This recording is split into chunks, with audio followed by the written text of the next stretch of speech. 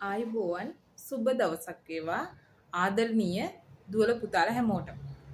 ඉතින් පුතේ අද මම ඔයාලට කියලා දෙන්න හදන්නේ අටවසර පන්තියේ පළවෙනි පාඩම සංඛ්‍යා රටා පාඩම. මොකද්ද මේ සංඛ්‍යා රටාවක් කියන්නේ? අපි බලමු සංඛ්‍යා රටාවක් කියන්නේ මොකක්ද කියලා. මෙන්න මේ වගේ. පුතේ අපිට සංඛ්‍යා රටාවල් එක එක විදිහට තියෙනවා. මේ බලන්නකෝ. මෙන්න මෙහෙම. 1 1 2 2 3 3 4 4 මේකත් රටාව. ඒ වගේම 1 2 1 2 1 2 මේ වගේ සංඛ්‍යා රටාවෙන් පුළුවන්. හැබැයි ඔයාලට මේ කියන කිසිම සංඛ්‍යා රටාවක් නෙමෙයි කියලා දෙන්න හදන්නේ. මොකක්ද දන්නවද? අද ඔයාලට ඔයාලගේ පාඩමට තියෙන්නේ එක සමාන පරතරයකින් තියෙන සංඛ්‍යා රටා ගැන තමයි පුතේ කියලා දෙන්න හදන්නේ. මොනවද එක සමාන පරතරයක් තියෙනවා කියන්නේ? මොකද්ද මේ පරතරය කියන්නේ? මොකද්ද මේ සංඛ්‍යා රටාව කියන්නේ? බලමු අපි. මෙන්න මේ වගේ ඔය බලන්න. 3 5 7 9 11 මේකත් රටාවක්. මොකද්ද මේකේ තියෙන රටාව? මේකේ පුතේ මෙන්න මේ අංක දෙක අතර පරතරය. මේකේ ඉඳන් කීයක් වැඩිද මේ සංඛ්‍යාව? 2ක්. මේකට දෙකක් එකතු වෙලා නේද? හැම සංඛ්‍යාවකටම දෙකක් එකතු වෙලා නේද ඊගව සංඛ්‍යාව හැදලා තියෙන්නේ? බලන්නකෝ. මෙන්න මේ වගේ එකකට කියනවා පුතේ මේකත් සංඛ්‍යා රටාවක්. මේ වගේ සංඛ්‍යා රටා තමයි අද මගේ ආදරණීය දුවල පුතාලට ඉගෙන ගන්න තියෙන්නේ. හරිම ලේසි. අපි බලමු කොහොමද ඉගෙන ගන්න කියලා. හරි පුතේ. මේ බලන්නකෝ. මෙන්න මේකේ මේ විදිහට තියෙනවා. මේක ඉවරයක් වෙනවද? නෑ. ඉවරයක් නෑ. මේවා ඕනි තරම් දුරට දෙකෙන් දෙක වැඩි වෙන සංඛ්‍යා ඕනි තරම් දුරට ලියන්න පුළුවන්. ඒවට කියනවා පුතේ අපරිමිත සංඛ්‍යා රටාවක් කියලා. අවසානයක් නෑ. ඒවට කියනවා අපරිමිත සංඛ්‍යා රටා කියලා. නැවතීමක් තියෙනවා නම් ඒකට කියනවා මොකක්ද? පරිමිතයි කියලා.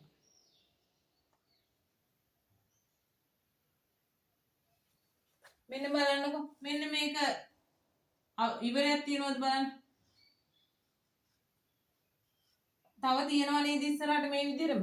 මෙන්න මෙතන 33 කියන්නේ තව ඉස්සරහට තියනවා මේ විදිහටම කියලා. එහෙනම් මේක ඉවරයක් වෙනවද? නෑ. අපරිමිතයි. මේවට කියනවා අපරිමිත සංඛ්‍යා රටා.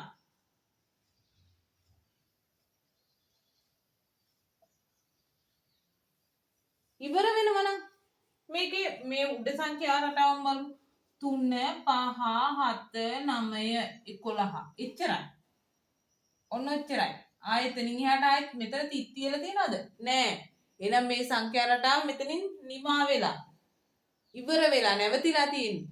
මේකට කියනවා මොකද්ද? පරිමිත සංඛ්‍යා රටාවක් කියලා. 2 4 6 8 කියන එකේ මෙතනින් ඉවර වෙලා නැහැ. ඒවට කියනවා අපි මේ වගේ සංඛ්‍යා රටාවලට කියනවා පරිමිත සංඛ්‍යා රටා.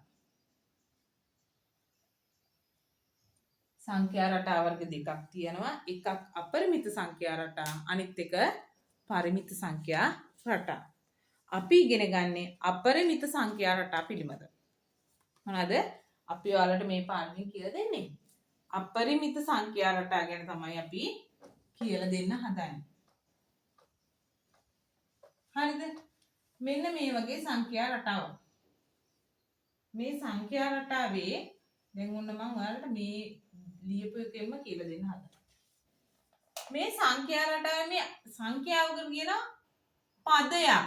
මේක තමයි පළමු පදය. මේ මොකද්ද? පළමු පදය. මේක දෙවන පදය. මේක තෙවන පදය නැත්නම් තුන්වන පදය. මේක හතරවන පදය. හතරවෙනි යටට තියෙන සංඛ්‍යා රටාවේ ඉඳ හතරවෙනි පදේ. මේකට කියනවා පස්වන පදය. එහෙනම් මේ සංඛ්‍යා රටාවේ තියෙන එක සංඛ්‍යාවකට කියනවා පදයක් කියලා. ඒ සංඛ්‍යාවල රටාවල විදිය සංඛ්‍යා රටාවක එහෙනම් මේ එක එක සංඛ්‍යාවකට පදයක් කියලා කියනවා. ඒවා වෙන් වෙන්නේ කමා ලකුණකින්. කමාවක් අනිවාර්යෙන් සංඛ්‍යා රටාවක කමා වලින් තමයි සංඛ්‍යා වෙන් වෙන්නේ. හරි පුතේ. එහෙනම් දැන් ඔයාලට මම කියලා දෙන්න හදන්නේ සංඛ්‍යා රටාවක පොදු පදය. පොදු පදය පොදුවේ තියෙන පදයක්. හැම එකකටම පොදුයි. සංඛ්‍යා රටාවක පොදු පදය. පොදු පදය. මොකද්ද මේ පොදු පදය? පොදු පදයට කියනවා පුතේ අපි n කියලා. පොදු පදයට කියනවා n කියලා. 3 5 7 9 කියලා මෙහෙම තියෙන සංඛ්‍යා රටාවේ n කියන්නේ පොදු පදය. මේකට කියනවා මොකද්ද? පොදු පදය. මේකට කියන්නේ පොදු පදය කියලා. නැත්තම් තව කියනවා සාධාරණ පදය.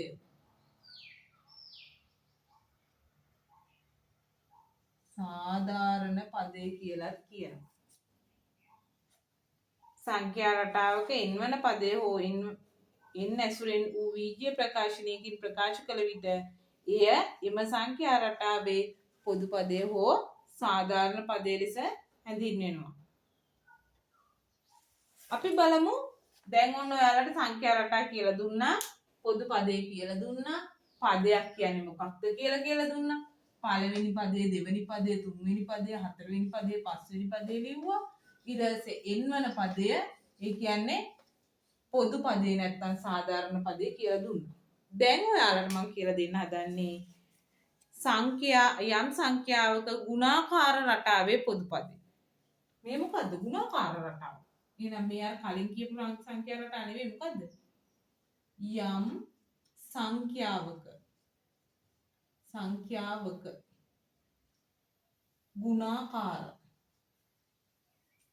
ගුණාකාර රටාවේ පොදු පදය. දෙකේ ගුණාකාර, දෙකෙහි ගුණාකාර, තුනෙහි ගුණාකාර. ගුණාකාර කියන්නේ මෙන්න මේක. බලමු. දෙකේ ගුණාකාර මොකද්ද? 2 4 6 8 10 12 14 ගුණාකාරයක් නේද? තුනේ ගුණාකාර මොකද්ද? 3 6 9 12 15 18 21 මේ තුනේ ගුණාකාර.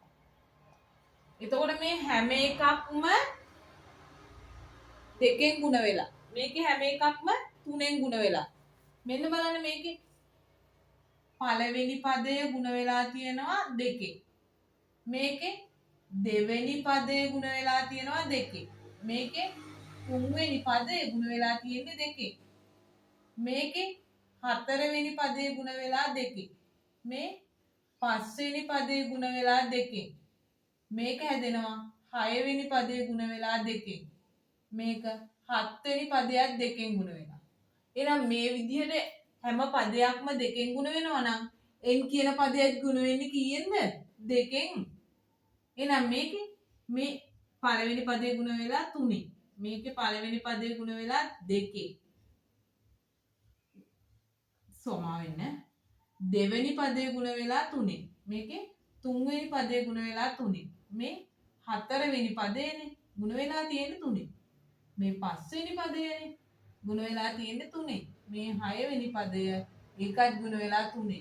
මේ හත්වෙනි පදයත් ගුණ වෙලා 3. එහෙනම් n කියලා පදයක් තිබ්බනම් ඒකත් ගුණ වෙන්නේ කීයද? 3.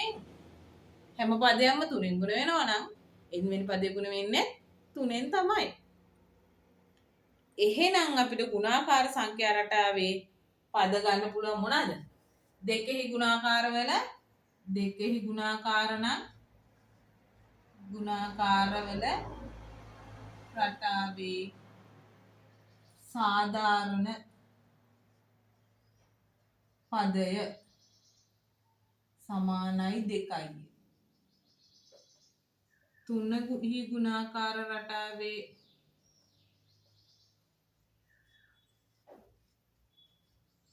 සාධාරණ පදය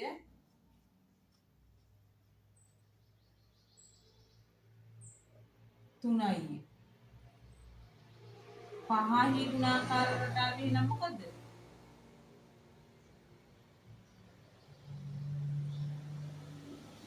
සාධාරණ පදය 5යි නේද? 6 ගුණාකාර නම් 6යි. 7 ගුණාකාර නම් 7යි. ඒ විදිහට එහෙනම් ගුණාකාර පුළුවන් නේද ගන්න? අන්නේ විදිහටයි පුතේ එක එක සංඛ්‍යා වලින් ගුණ වෙලා තියනවා නම් ඒකේ ගුණාකාරය දෙකෙන් නම් 2යිෙන්, තුනෙන් නම් 3යිෙන්, හතරයි නම් 4යිෙන්, පහයි නම් 5යිෙන්. ඔන්න ඊගාවට ඕගොල්ලන්ට තියෙනවා එක එක සංඛ්‍යා රටාවල්. මොනවද සංඛ්‍යා රටාවල් කියන්නේ? ඔන්න ওই විදිහට පූර්ණ සංඛ්‍යා රටාවල් වල පදේ මම ඔයාලට කියලා දුන්නා.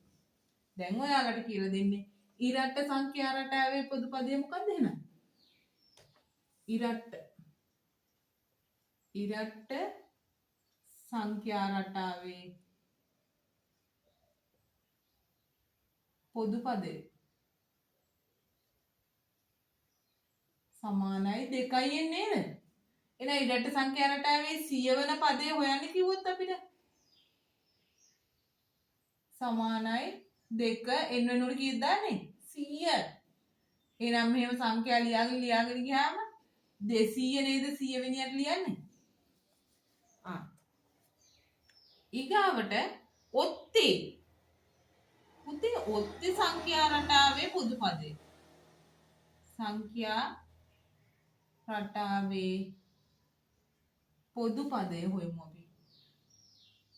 ඔත්තේ සංඛ්‍යා පටන් ගන්න 1 3 5 7 9. මේ හැම සංඛ්‍යා දෙකක් අතරම පරතරය කීයද පුතේ? 2යි. මම මෙහෙම කරනවා. 2යි n දෙවරක් nට එක දැම්මොත් පළවෙනි පදේ ඉඳන් දෙවරක් එක 2යි. දෙකෙන් එකක් අඩු වුණොත් එක එනවා නේද? දෙකෙන් එකක් අඩු වුණොත් එක එනවා නේද?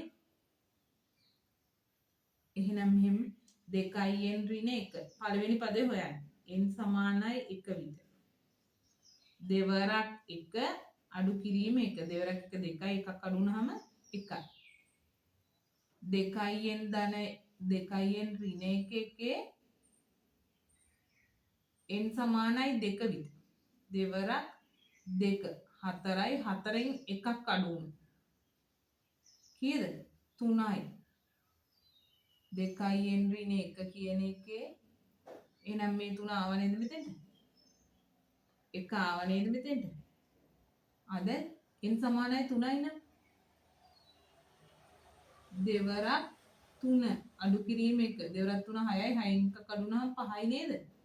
එනවද නැද්ද? සංඛ්‍යා රටාවට අනුව එනව නේද? මොකද්ද එහෙනම් පුතේ ඔත්තේ සංඛ්‍යා රටාවේ පොදු පදය? මෙන්න මේක තමයි ඔත්තේ සංඛ්‍යා රටාවේ පොදු පදය.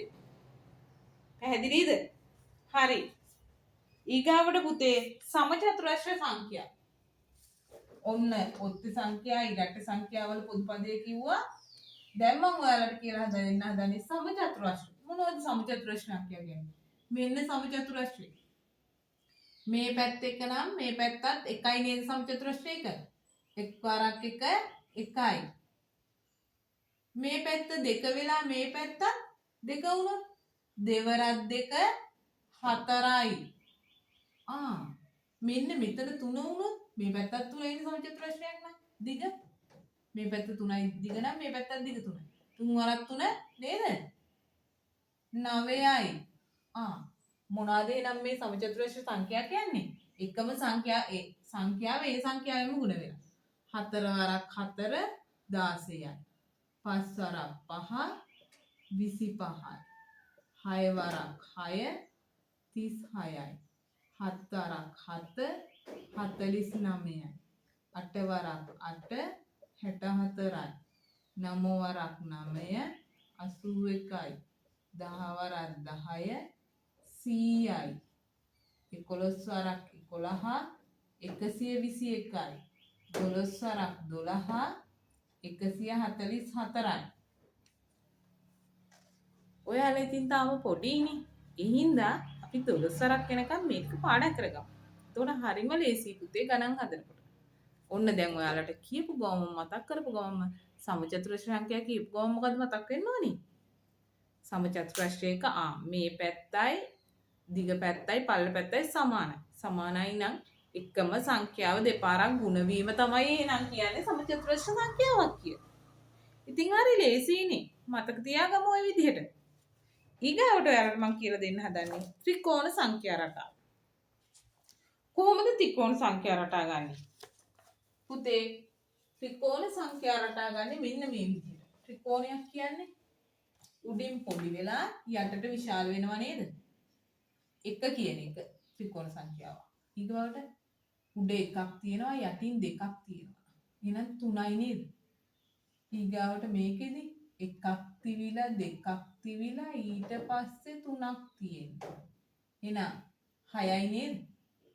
ඊගාව එකේදී 6ට 1යි 2යි 3යි 4යි 5යි 6යි 7යි 8යි 9යි 10යි නේද පුතේ?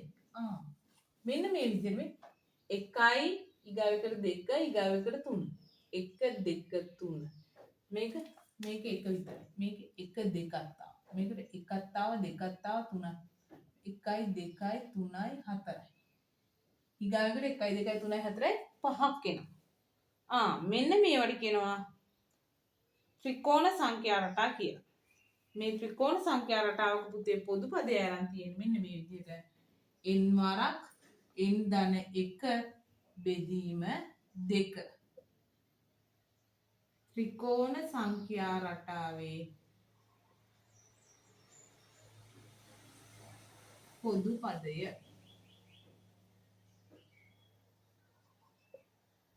මේක කටපාඩම් කරගන්න. එතකොට පැහැදිලි. හරි? n වරක් n ධන 2 බෙදීම 2. මේකෙන් කියන්නේ වරහණෙන් කියන්නේ ගුණ කිරීම. බලමු අපි 10 වන ත්‍රිකෝණ සංඛ්‍යාව හොයන්නේ කොහොමද? n කියන්නේ 10යි.